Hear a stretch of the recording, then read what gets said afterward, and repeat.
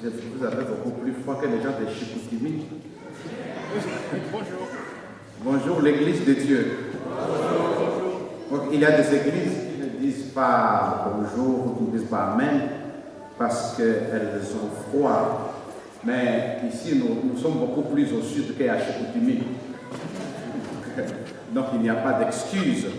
Oui, parce que de temps en temps, 2 fois par mois, je me retrouve dans le groupe de Chicoutimi, où nous avons quelques membres qui se réunissent parfois à moins 40, et ils sont toujours là courageusement.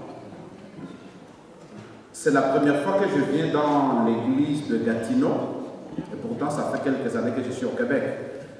Mais c'est aussi la première fois que je viens depuis que vous avez pasteur Sam comme pasteur de votre église.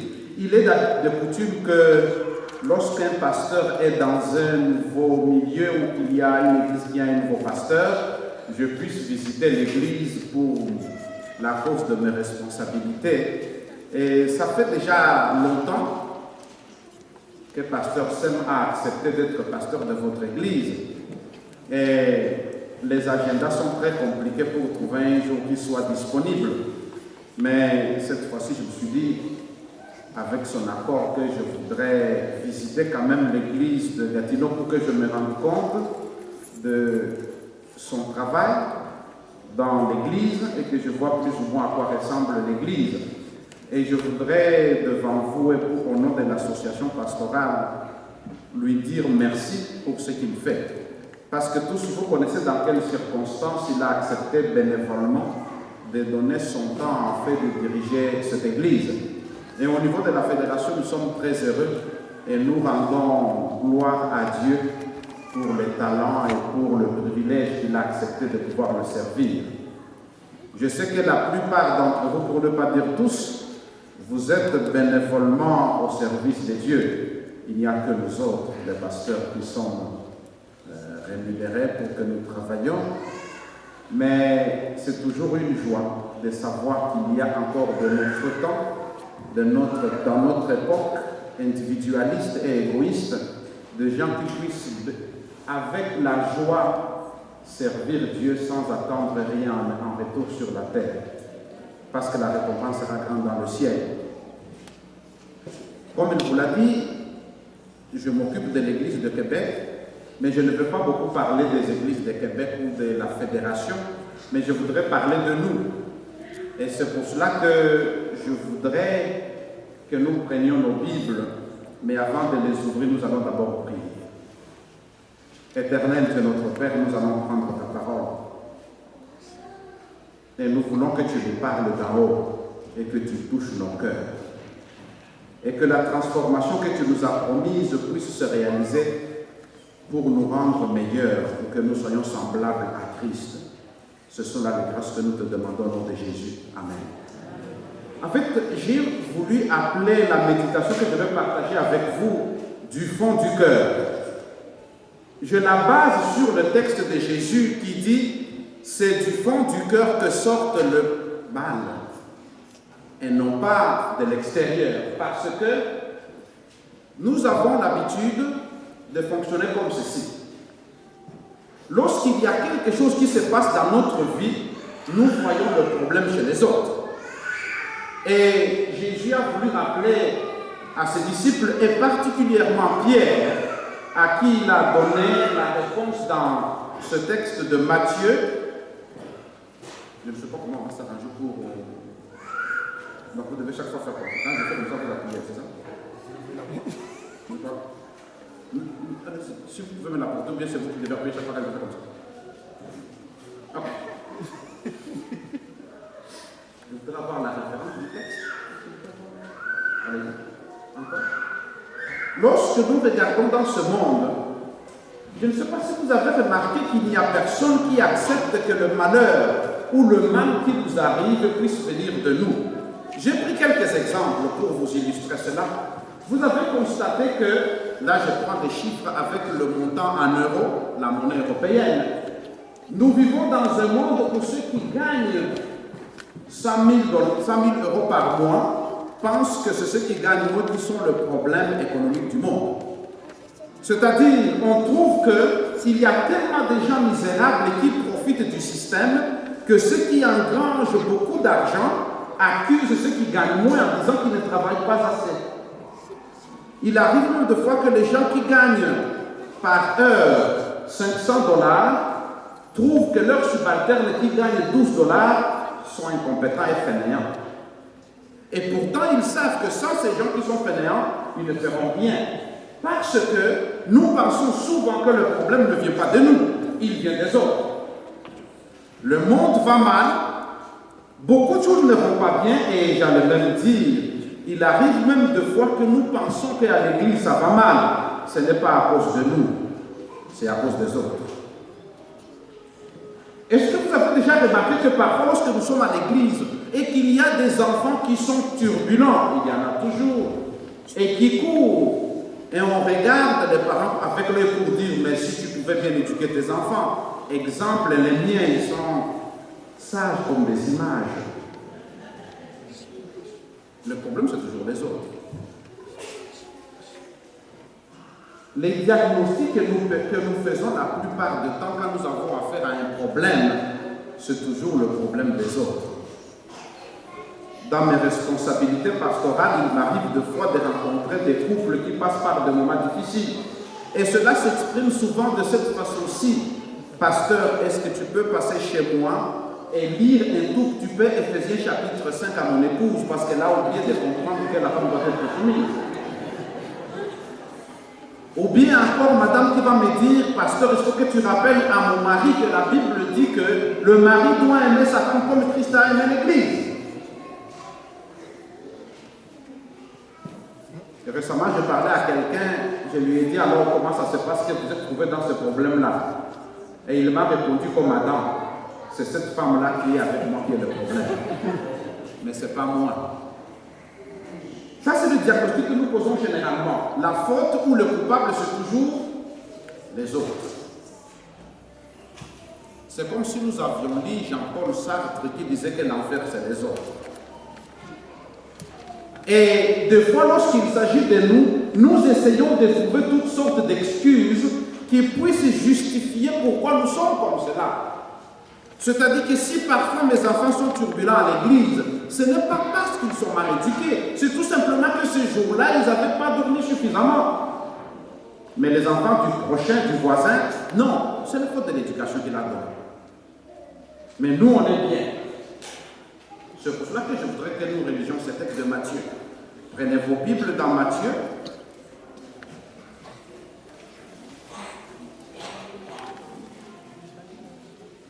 Mais vous avez le texte devant vous. Vous n'avez pas besoin. Attendez que je trouve que je me note.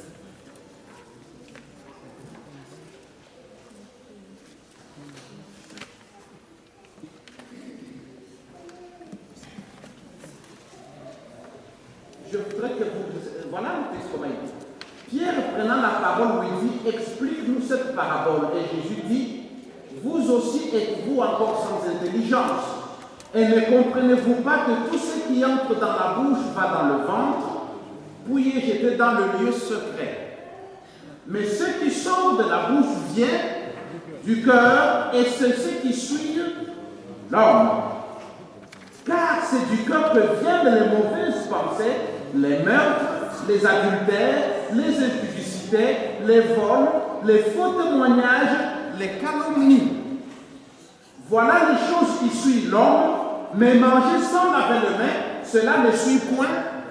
En fait, à l'époque de Jésus, il y avait un certain nombre de personnes qui étaient, comme je les appelle généralement, les policiers de l'Église. Ça fait dans l'Église, nous avons quelques gendarmes, agents secrets et policiers qui travaillent. C'est-à-dire, ce sont ces gens-là qui voient qui est mal habillé, par exemple. Oui, j'ai grandi dans une église où il y avait un brave frère qui était assis à l'entrée pour vérifier si le pantalon était propre et correctement posé, qui vérifiait la longueur de la jupe. Je ne suis pas en train de dire mettez des mini-jupes, pour vous comprenez. Donc ce frère qui était brave avait pour tâche de vérifier que tout le monde était conformément aux critères qu'il avait préétablis dans sa tête. À l'époque de Jésus, il y avait des gens qui étaient tellement tenaces en ce qui concerne la pratique, qu'ils ont vu les disciples de Jésus manger sans laver les mains. Ce qui n'est pas mortel, voyez-vous. Je sais qu'il y a des infirmiers partout qui vont dire que le pasteur est en train de prêcher des hérésies. Je sais qu'il faut que nous lavions les mains pour manger, je le sais. Mais le sujet ici, ce n'était pas la question du soin de santé, la propriété ou l'hygiène. C'était le fait que les gens pensaient que si quelqu'un mange sans laver les mains, il entre dans la souillure spirituelle de sa vie. Et ces gens-là avaient comme des loupes qui surveillaient, qui lavent les mains avant de manger. Et il se fait que ce jour-là, ils ont trouvé que les disciples de Jésus ont mangé sans laver les mains. Et ils ont tout de suite couru pour dire, Jésus, tes disciples, ils ont souillé la nourriture parce qu'ils ont mangé sans laver les mains. Et Jésus avait deux choix. Soit tu leur disais, vous avez raison, nous allons prendre un petit comité des anciens, et puis le comité d'église, et puis l'assemblée administrative pour les radier, ou leur donner quelques mesures disciplinaires. Mais Jésus va dire, non, ce n'est pas ça le problème. En fait, le problème, ce n'est pas le fait qu'ils n'ont pas lavé les mains pour manger, mais c'est ce que vous avez dans la tête qui suit l'ordre. Les disciples disent, mais ça ne va pas. Parce que nous avons toujours été habitués à voir la paille qui est dans l'œil de l'autre. Nous avons été habitués à voir ce qui ne marche pas à l'église à cause des autres. Et Jésus lui dit, non, le problème ne vient pas de l'extérieur. Et remarquez comment il le dit. C'est du cœur que viennent les mauvaises pensées. Le meurtre, les adultères. Ce n'est pas parce qu'une sœur a mis un décolleté que j'ai une adultère. C'est parce que dans ma tête, il y a un truc qui ne marche pas. C'est que je me suis dit, c'est dans la tête. D'ailleurs, c'est pour cette raison-là que Jésus va dire, si ton œil est un problème, qu'est-ce que tu fais? Ne vous arrachez pas les yeux ce matin, on en a besoin. Donc il est en train de dire, lorsque les gens sont en train de chercher le mal ne se trouve pas plus loin que dans votre cœur. Il n'est pas à l'extérieur.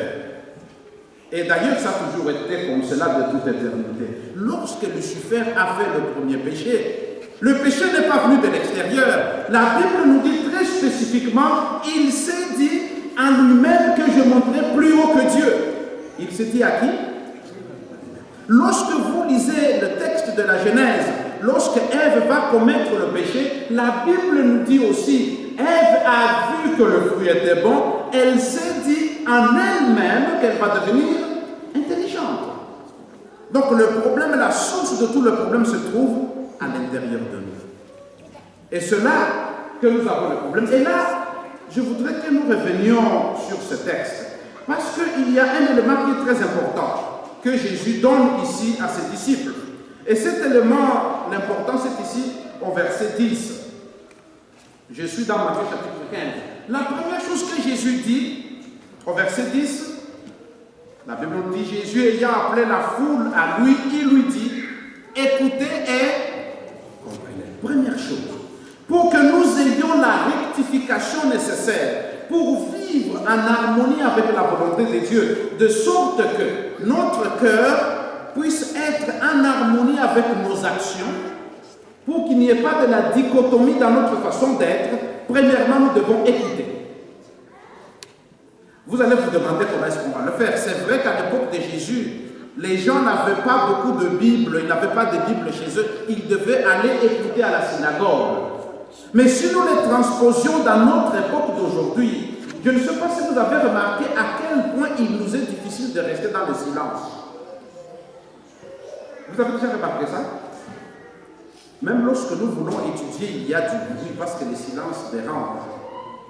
Nous asseoir sans bruit, ça nous déstabilise. Il faut qu'il y ait quelque chose. Il faut qu'il y ait une musique de fond. Il faut qu'il y ait un petit bruit de fond. Or, Jésus est en train de dire à ces gens, premièrement, vous devez écouter. Écoutez la voix de Dieu qui vous parle. Or, pour écouter, vous devez vous mettre à l'isolement. Vous devez vous mettre à l'écart. Vous devez vous mettre dans des conditions d'écouter.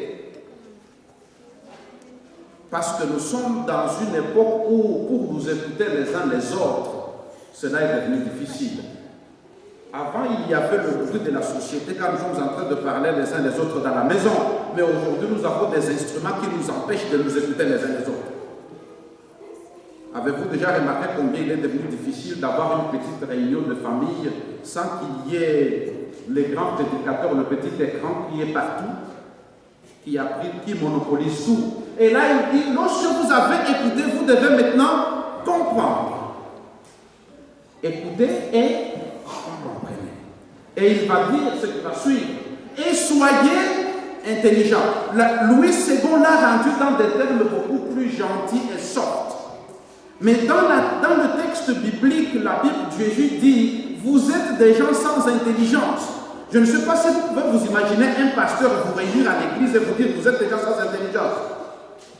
Je suis presque sûr que s'il le fait une fois, deux fois, il y aura des lettres à la fédération pour dire, il faut qu'il s'emballe. Venez le débarquer d'ici parce qu'il est méchant. Or, Jésus a dit à ses disciples, vous êtes des gens sans... Mais ce sont des paroles graves. Il y a d'autres Bibles qui les rendent en disant vous êtes des gens stupides. C'est-à-dire,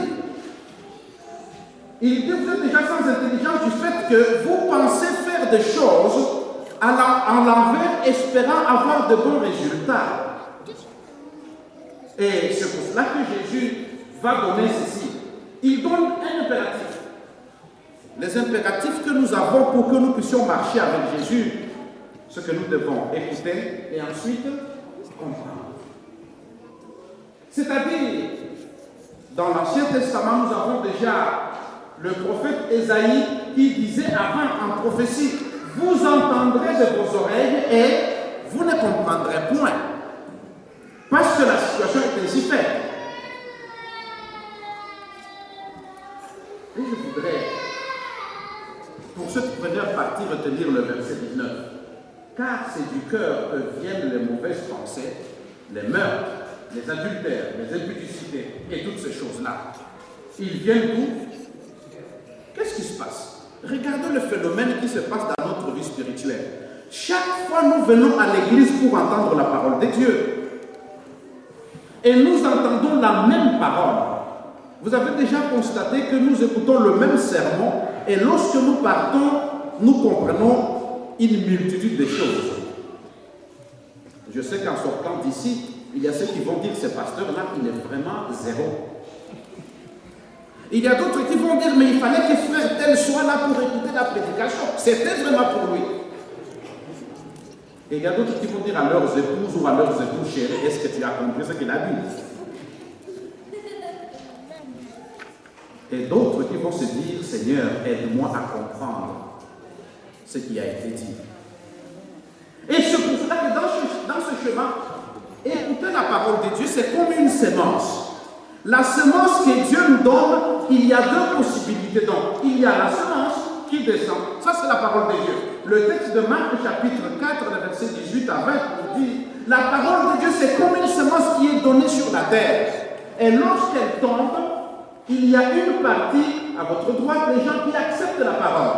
Et ceux qui acceptent la parole, c'est-à-dire ceux qui intègrent la parole de Dieu dans leur vie, ils deviennent productifs. Parce que la parole de Dieu nous dit, il n'est pas possible que nous ayons la semence de Dieu et qu'il n'y ait pas de production.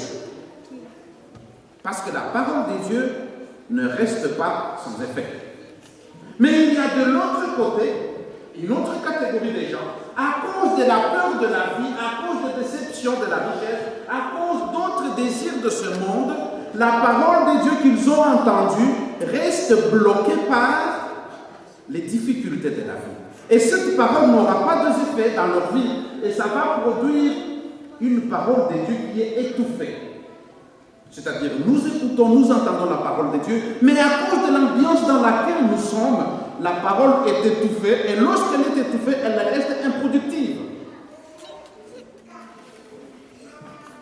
C'est pour cela que vous remarquerez que parmi nous, il y a des membres d'église qui sont moins productifs, et d'autres qui sont des producteurs de fruits. Et j'aime appeler dans ma catégorisation les membres d'église non productifs, je les appelle les chauffeurs de chaises.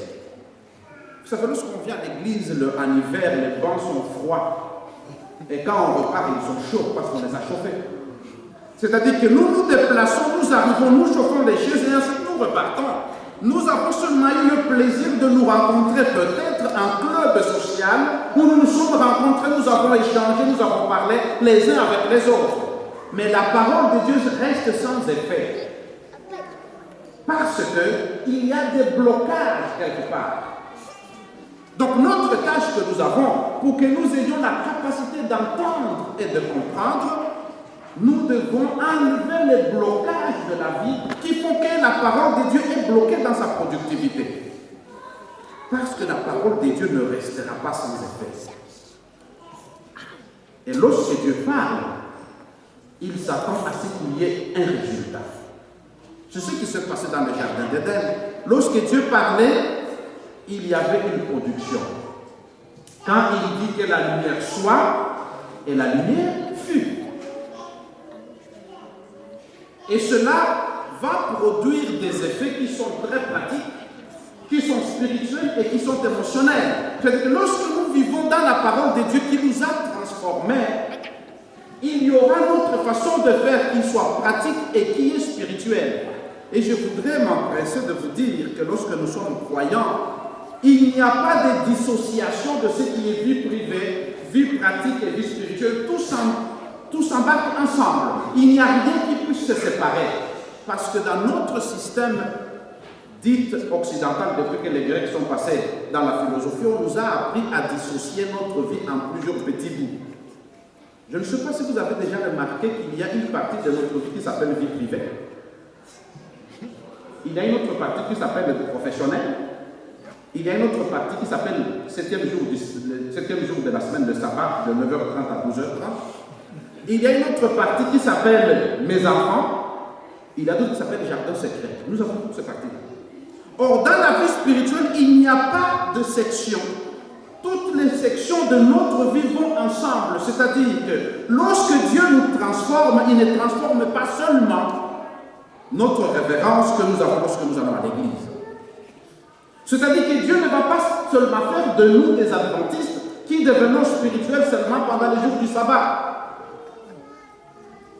La plupart du temps, je prie pour que Jésus revienne le jour du sabbat, parce que sinon il y aura beaucoup de catastrophes.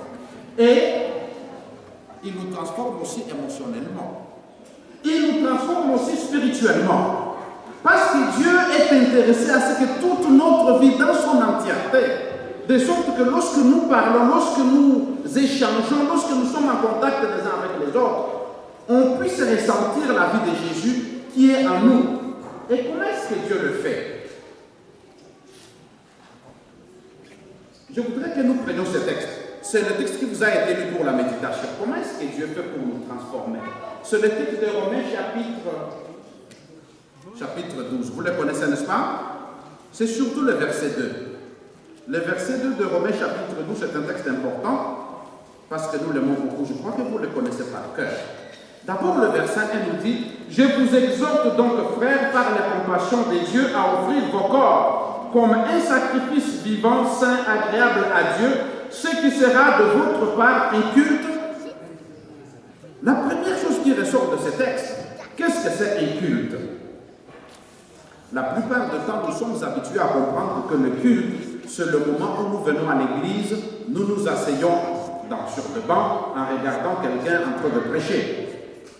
Il y a d'autres qui ont défini les cultes comme étant la partie de la prédication. Ils vont dire que les cultes d'aujourd'hui n'étaient pas bons parce que la prédication n'était pas bonne. Il y a aussi le fait qu'il y a la musique, il y a tous ces aspects-là que nous appelons le culte. Or, dans le texte de l'apôtre Paul aux Romains, le culte n'a rien à voir avec le moment que nous passons ensemble. Parce qu'il dit, je vous exhorte donc, frères, par la compassion de Dieu, à offrir vos corps comme un sacrifice vivant, saint, agréable à Dieu, ce qui sera de votre part un culte. Et qui rend donc ces cultes? C'est qui rend le culte ici? Mais c'est moi, c'est vous, c'est chacun de nous. Parce qu'en fait, il n'y a pas de culte s'il n'y a pas des individus qui individuellement ont décidé d'offrir leur corps à Jésus. Si nous ne nous sommes pas offerts nous-mêmes individuellement, nous pouvons nous associer nombreux. Il y a beaucoup de possibilités que nous n'atteignions par objectif. Parce que c'est l'ensemble des individus qui se sont offerts qui rendent un culte agréable à Dieu. Donc les cultes que nous rendons en ce moment à Dieu deviennent agréables dans la mesure où chacun de nous, nous avons offert notre égoïsme pour que Dieu nous transforme et c'est ce culte-là qu'il accepte. Deuxième verset, il nous dit, pour cela, ne vous conformez pas au siècle.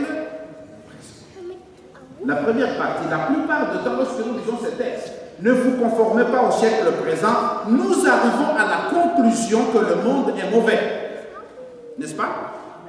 Les résultats, nous devons nous éloigner du monde. Parce que nous pensons que le mal vient des autres et non pas de nous. D'ailleurs, c'est à cause de ces textes que plusieurs adventistes ont immigré pour aller habiter dans des montagnes là où il n'y a pas de contamination avec le monde. Sauf que de temps en temps, ils font des razzias en descendant dans la ville pour travailler chez les païens, avoir de l'argent pour aller vivre avec Dieu sur les montagnes. Ce qui semble un peu bizarre. Mais on s'est dit, ne vous conformez pas au siècle. Mais alors, comme on ne peut pas se conformer au siècle présent, essayons de nous éloigner, essayons de faire différemment des autres. Mais en fait, le texte ne dit pas tout à fait cela. C'est pour cela qu'il est intéressant de le lire. Le texte nous dit, ne soyez pas conformes aux gens qui sont autour de vous. Mais qu'est-ce que vous devez faire?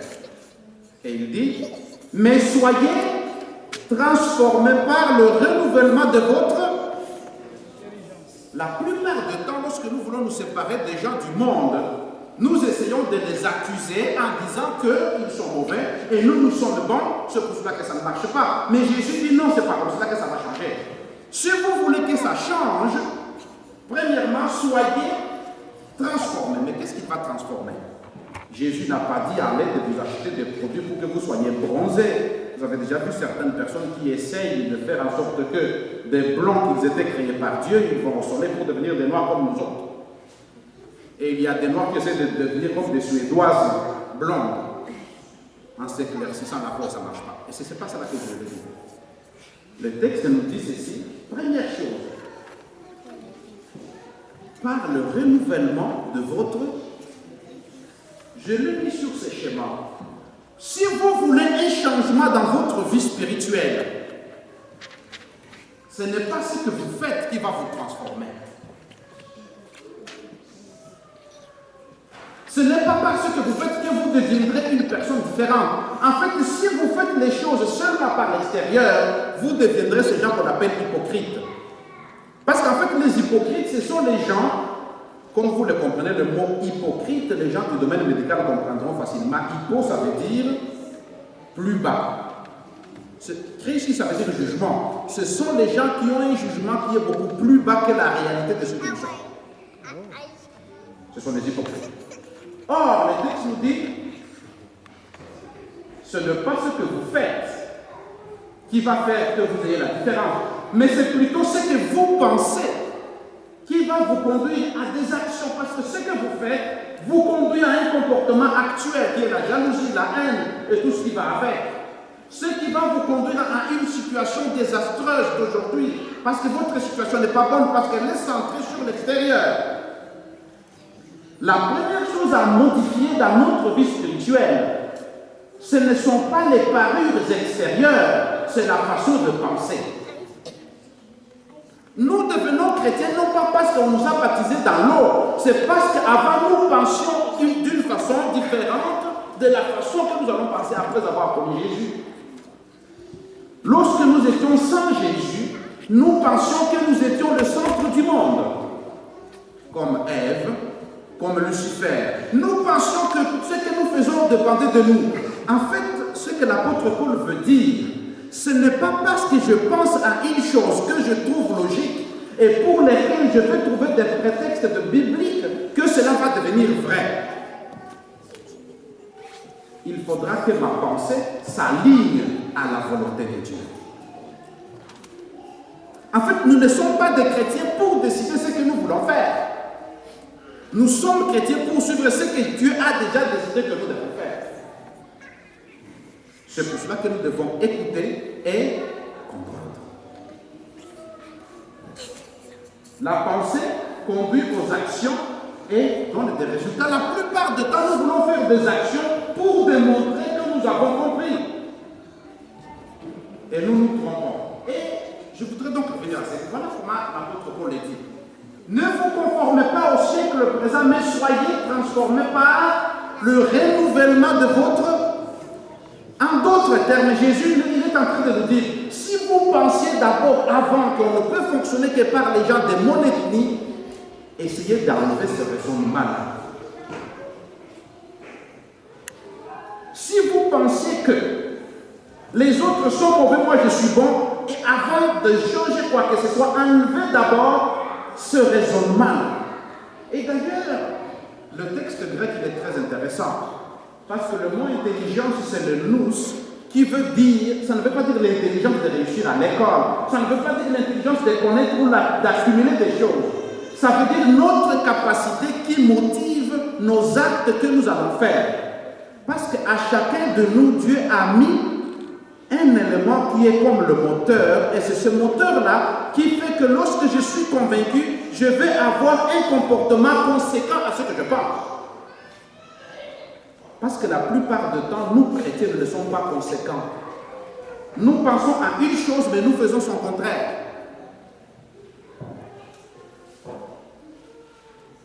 Je me rappelle d'un monsieur qui avait des enfants et qui leur enseignait toujours qu'il fallait être intègre, il fallait faire tout ça, il fallait qu'ils soient bons. Et ce monsieur-là avait certaines actions cachées. Et chaque jour, il allait chez lui. À l'insu de tout le monde, il allait sous son lit, il y avait une bouteille et il se servait de cette bouteille-là pour boire. Et il disait toujours à ses enfants, ici on doit être bien, on ne peut pas boire de l'alcool, on est bon. Mais chaque jour, il allait sous le lit et il prenait quelque chose et il buvait. Mais il ne savait pas que l'un de ses enfants le surveillait de temps en temps et il le voyait aller sous son lit pour prendre quelque chose. Et puis un jour, cet enfant, il dit, mais mon papa, il dit qu'il faut être bon, mais chaque jour, il va sous les lits. Et il boit quelque chose. Je pense qu'il faudra que je boive ça aussi pour que je devienne un peu comme lui. Mais il s'est fait que ce jour-là, le monsieur, au lieu d'avoir sa boisson habituelle, il y avait du kérosène à la place. Et l'enfant a vidé dans son estomac la bouteille de kérosène. Et quelques minutes après, on a vu que l'enfant avait des réactions qui n'étaient pas normales. Et lorsqu'on lui a demandé, même il s'est rendu compte que dans sa bouche avait l'odeur du pétrole. Et on lui a dit, mais qu'est-ce que tu as fait? Mais j'ai fait comme papa, il boit quelque chose de bon sous le lit. Et après le soin, on a demandé au monsieur qu'est-ce qui se passe. En fait, le monsieur était un prédicateur de la tempérance et c'était un abstinent alcoolique lorsque les gens ne le voyaient pas. Mais chaque soir, il s'abreuvait à la source qui était sous son lit. Et il avait l'air sobre. Il avait transformé les actes extérieurs, mais le cœur n'était pas encore transformé. Et le Christ nous dit, ce que nous deviendrons des personnes différentes si et seulement si. Remarquez comment il dit, nous devons d'abord être non conformes à la société qui nous environne en devenant dans notre renouvellement renoué avec Christ et la suite vient. Les actions, ça sert à quoi? Le texte nous dit, pour discerner quoi? La volonté de Dieu. En d'autres termes, lorsque nous avons demandé à Dieu de renouveler notre esprit, ce qui va suivre, ça sera non pas notre volonté, mais la volonté de Dieu. C'est-à-dire que nous aurons la capacité de discerner ce qui est la volonté de Dieu et ce qui est notre volonté. Et là-dessus, je voudrais vous dire, ce n'est pas parce que je pense à quelque chose, malgré ma bonne logique et ma bonne foi, que cela devient la volonté de Dieu. Je vais prêcher toute l'année, matin, midi et soir, une même chose. Ce n'est pas parce que je le dis avec insistance que ça deviendra la volonté de Dieu. Or, aujourd'hui, nous sommes dans un monde où nous avons remplacé la volonté de Dieu par la volonté de l'être humain. Et nous avons essayé de l'enrober de quelques versets bien choisis pour justifier nos fins, ce que nous voulons faire. Et la suite, c'est quoi? Vous saurez ce qui est bien, ce qui lui est agréable et ce qui est parfait. En d'autres termes, lorsque nous avons le renouvellement de l'intelligence et que nous avons la capacité de discerner la volonté de Dieu, cela va avoir comme résultat, j'aime beaucoup la fin, il dit, vous saurez ce qui est bien, bon, agréable et parfait. Parce que Dieu nous a appelés à la perfection de ce que nous sommes. La perfection n'est pas dans la logique de notre raisonnement. La perfection n'est pas dans le fait que nous avons des arguments convenables. La perfection n'est pas dans le fait que nous avons été à l'église seulement. La perfection est dans le sens où notre intelligence a été renouvelée. Et je terminerai avec l'apôtre Paul qui disait, lorsqu'il parlait des gens, tout ce que j'ai considéré comme un gain, je le vois aujourd'hui comme de la boue. À cause de quoi? À cause de l'excellence de Christ. Je ne sais pas si vous avez déjà remarqué que dans notre vie, lorsque nous cheminons avec Christ, nous avons des paramètres que nous avons érigés pour vérifier si à chaque étape nous sommes sur le bon chemin. Le peuple juif avait aussi des directives qu'ils avaient érigées pour savoir s'ils étaient sur le droit chemin. Et ces directives-là consistaient à ne fais pas ceci et ne fais pas cela, ou bien faites ceci. Ils avaient érigé beaucoup de choses comme cela. Cela peut nous paraître très bon, mais ce qui compte, c'est l'alignement de notre volonté avec la volonté de Dieu. Et cela ne peut pas venir. Cela ne peut pas avoir lieu si nous n'avons pas été renouvelés dans notre façon de voir les choses. C'est-à-dire pour que l'apôtre Paul puisse dire tout ce que j'ai considéré comme un gain, je le vois aujourd'hui comme de la boue. Il lui a fallu des étapes. Tout ce que nous voyons aujourd'hui comme de l'ombre, nous pouvons le voir plus tard comme parfait parce que Christ nous a transformés. Si nous avons été habitués à vivre dans un clan qui se séparait des autres, nous apprécierons les autres lorsque nous aurons dépassé la capacité de rester dans notre enfermement, parce que Christ nous a transformés. Et vous savez quel en sera le résultat? La Bible nous dit, et les gens qui vous verront rendront gloire à Dieu votre Père pour les bonnes œuvres que vous aurez accomplies, parce que vous êtes des êtres transformés. Puisse le Seigneur vous accorder la transformation, non pas comme nous la voulons, mais qu'il change notre esprit afin que nous sachions distinguer quelle est la volonté de Dieu. Que le Seigneur vous bénisse.